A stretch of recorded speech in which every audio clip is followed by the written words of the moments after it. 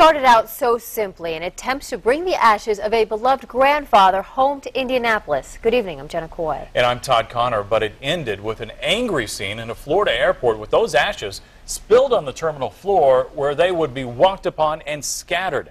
RTV6 reporter Norman Cox has a local man's emotional story. The plan seemed simple, put Grandpa's ashes in a container and bring them home, but it sure didn't work out that way. This is Mario Mark Marcoletti, a Sicilian immigrant who worked for the Penn Central Railroad in central Indiana.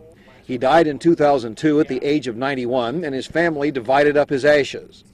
Recently, an uncle offered to give Southside resident John Gross part of the ashes while on a trip to Florida. They put them in a tightly sealed jar marked human remains. Gross didn't think he'd have a problem until he ran into a TSA agent at the Orlando airport. They opened up my bag and I told him, please be careful. These are my grandpa's ashes. She picked up the jar, she opened it up. Which she wasn't supposed to do. I was told later on that she had no right to even open it, that they could have used other devices like an x-ray machine. And so she opened it up, she used her finger and was sifting through it, and then she accidentally spilled it. Gross says about a quarter to a third of the contents spilled on the floor, leaving him frantically trying to gather up as much as he could while anxious passengers waited behind him. And what did the clerk do? She didn't apologize. She started laughing.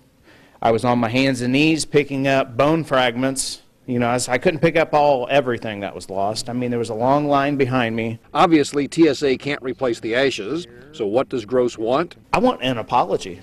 I want an apology from TSA. I want an apology from the lady who opened the jar and laughed at me.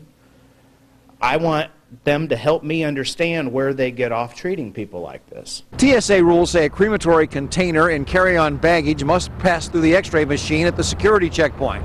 But the agency's own website says the human remains are to be opened under, quote, no circumstances. I'm Norman Cox, RTV6. A TSA spokesperson told RTV6 that the agency is looking further into the incident and would attempt to pull security camera footage of that Orlando checkpoint to determine just what happened there.